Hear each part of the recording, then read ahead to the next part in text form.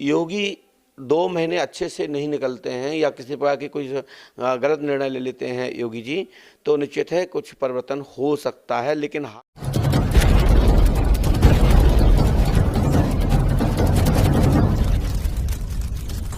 नमस्कार, आपकी जन अदालत न्यूज़ से मैं हूं राजा भैया पाल और आज फिर त्रिकालदर्शी दरबार में हम पहुंचे हैं। एक ऐसा दरबार जहां समूचे वर्ल्ड से लोग आते हैं अपनी समस्याओं का समाधान करने के लिए और वहां त्रिकालदर्शी महाराज से आज आपकी जन अदालत न्यूज़ पर खास इंटरव्यू है। उत्तर प्रदेश का चुनाव सिर पर आ चुका है। उत्तर प्रदेश के सभी दर्शकों की निगाहें इस तरफ पंडोखर धाम की तरफ हैं, क्योंकि जिस तरीके से आपके जो वीडियो वायरल होते हैं समूचे विश्व में जाते हैं। उत्तर प्रदेश के लोग इस समय आपको देख रहे हैं और आपके बारे में सोच रहे हैं कि इस बार क्या होने वाला है उत्तर प्रदेश महासंग्राम में, अखिलेश या योगी, क्या कहेंगे?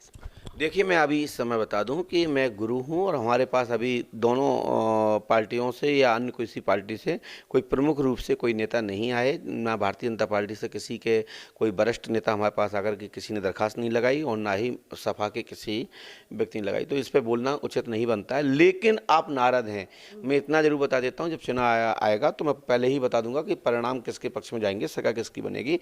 अभी हाल फिलहाल योगी बहुत मजबूत हैं और उत्तर प्रदेश में भारतीय जनता पार्टी का भी स्थान जमा हुआ है और महासंग्राम होगा।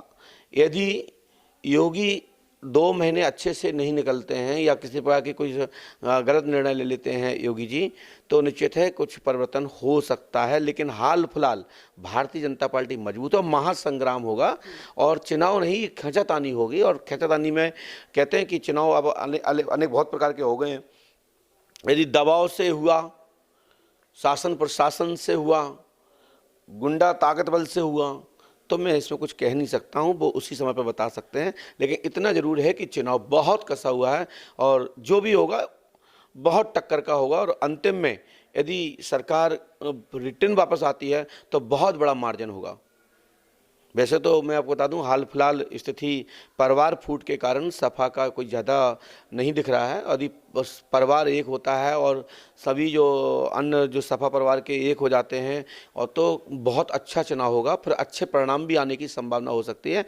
अभी मेरे गुरु के अनुसार और गुरु होने के नाते हमारे लिए दोनों बराबर हैं, लेकिन इस समय योगी मजबूत है।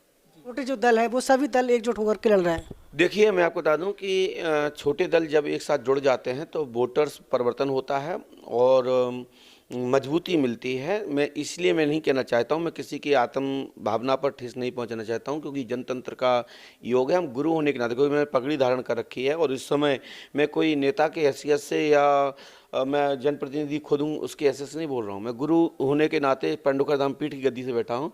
जो दिख रहा है मैं वही बता रहा हूँ कि इस समय उत्तर प्रदेश में चुनाव नहीं, महासंग्राम है और उसमें बहुत बड़ा खींचातानी होगी और खींचातानी का ही चुनाव होगा।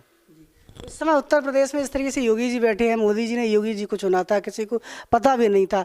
तो एक योगी का जो उद्देश्य होता है गुंडा राज मुक्त करना, तो कहीं ना कहीं गुंडा राज मुक्त हुआ है, आपको क्या लग रहा है?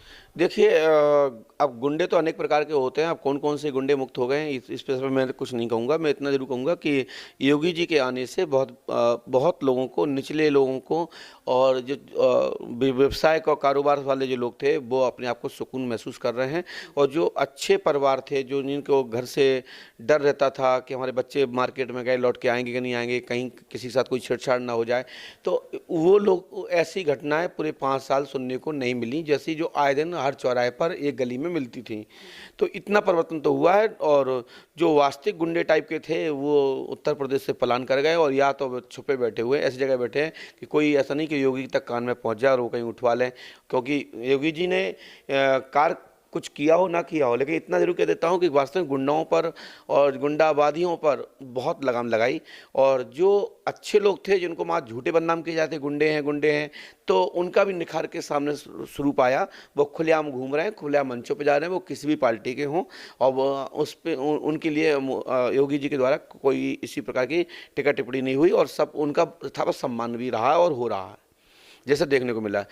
लेकिन चाहे तो वो सपा सरकार हो, चाहे बसपा सरकार हो, चाहे कांग्रेस सरकार हो, चाहे भाजपा सरकार हो, ये सबकी जिम्मेदारी बनती है कि किसी के कार्यकाल में गुंडा ना रहें और गुंडों से मुक्त रहना चाहिए। और हमारी लड़का बेटी चाहे आपकी हो चाहे हमारी हो, सबकी सुरक्षित रहना चाहिए और सबको मान सम्मान मिलना चाहिए। एक दूसरे के बच्चों का मान सम्मान बढ़ाना चाहिए, क्योंकि सबकी बेटी, सबके बच्चे अपने बच्चे हैं। बैठने के बाद तो हम वही बताएंगे, यदि लाइट जल रही तो कहेंगे लाइट जल रही हो, बुझ गई तो कहते बुझ गई भाई, नहीं तो फिर वहाँ में तो ये होगा कि लास्ट में हमारा नाम खराब हो जाएगा। इसी से तो हमको लोग पहचानते हैं कि पंडित सका त्रिकालदर्शी हैं। गुरुशरण महाराज जो कहते हैं वो बात सही होती है।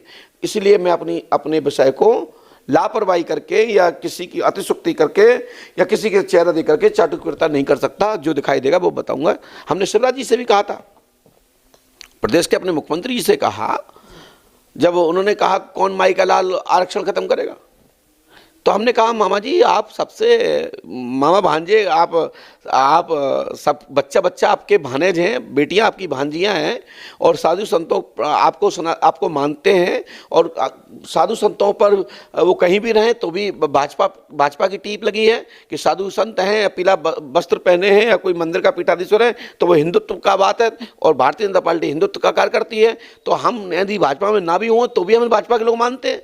हम कहीं भी बैठ जाएं तो लोग हमें ये नहीं मानेंगे कि ये कांग्रेसी है, अब वो कहेगा ये तो भाजपा के होंगे क्योंकि हिंदुत्व का बात है, तो किसी पीठाधीश्वर है।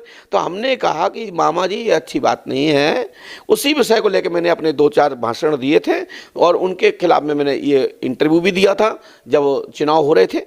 उसके बाद मैंने कहा यदि सॉफ्टवेयर में यदि क्राफ्टिंग आ जाती है, कोई डाटा हैंग हो जाता है तो रिफ्रेश किया जाता है। हम सब लोगों ने उनको इशारा किया और सभी संतों ने उनको इशारा किया और उन्होंने सभी बड़े बड़े जो उनके सहपाठी हैं, सहयोगी हैं, उनके जो उनके ऊपर आशीर्वाद रहता है शिवराज जी के ऊपर, उन सब लोगों ने उनको निर्देश किए और कुछ ही समय बाद उनका ज्ञान, उनकी ताकत, उनकी क्षमता का प्रादुर्भाव आपने पुनः देख लिया कि प्रदेश में मुख्यमंत्री बन गए।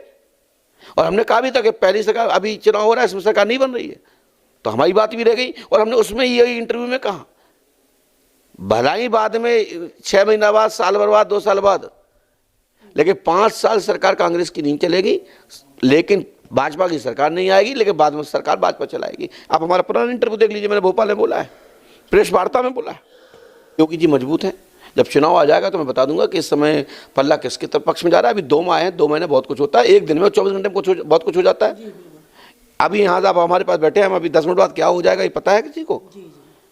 अरे हमको लोग त्रिकालदर्शी कहते हैं, मुझे भी पता नहीं है भाई। जो गुरु वशिष्ठ को साक्षात त्रिकालदर्शी भगवान श्री राम जी के नजदीक बैठते थे, उनको पता नहीं था कि कल हम राम जी को तिलक के लिए बोल रहे हैं, राम जी का तो बिफोर वनवास हो जाएगा।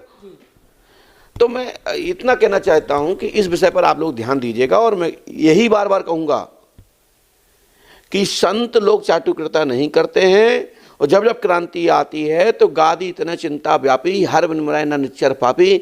जब जब अत्याचार बढ़ता है तब तक गुरु लोग आगे आते हैं, चाहे फिर इसमें कोई अच्छा लगे या बुरा। फिर किसी संगठन के माध्यम से, किसी एनजीओ के माध्यम से या किसी आध्यात्मिक दल के माध्यम से या किसी दल के माध्यम से वो अपनी गुहार लगाते हैं और जो सुन लेते हैं उन्हें लगता है कि हमारा स्थान यही है और यहीं से हम पाल लगेंगे और हमारी बात को यहीं से सुना जाएगा और हमारे भक्तों पर जो संकट मंडरा रहा है, जो देश में संकट मंडरा रहा है, प्रदेश में संकट मंडरा रहा है, इसकी सुनवाई होगी।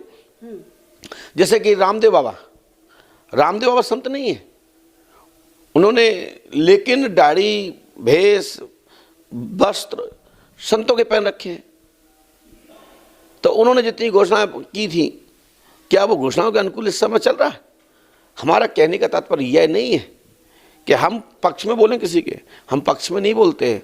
हम जो सत्य होता है, जो दरबार में आएगा, जो पर्चे में आएगा और तत्कालीन जो स्थिति होगी अमुक व्यक्ति के बारे में, मैं वही बताऊंगा, चाहे अच्छा लगे या बुरा।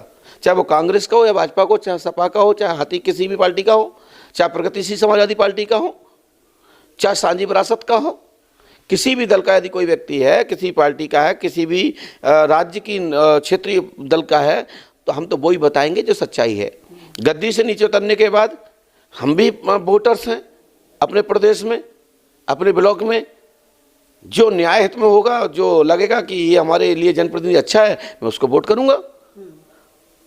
आप कहें कि पंडोकर सरकार वोट करने जाएं तो हनुमान जी वोट करने नहीं जाते हैं। हनुमान जी से आशीर्वाद लेने आते हैं। संपूर्ण दुनिया जगत ईश्वर को मानता है, उनको शरण में जाना चाहिए। और जो अच्छा होता है, जिसके ग्रह मजबूत होते हैं, जिसके भाग में राजयोग होता है, उसको राजयोग प्राप्त होता है। जनता दल न्यूज के सभी दर्शकों का दिल से आभार व्यक्त करता हूं और आप सबसे निवेदन करता हूं कि यदि आप हमारे चैनल पर नए सदस्य हैं तो चैनल को सब्सक्राइब करें और चैनल को लाइक करें, वीडियो को शेयर करें और घंटी दबाना ना भूलें। यदि आप घंटी नहीं दबाएंगे तो खबरों का नोटिफिकेशन आप तक नहीं पहुंचेगा। इसलिए आपकी जनता दल न्यूज के सभी दर्शकों से मैं निवेदन करता हूं कि आप सभी लोग चैनल को लाइक करें, सब्सक्राइब करें, शेयर करते रहें। धन्यवाद।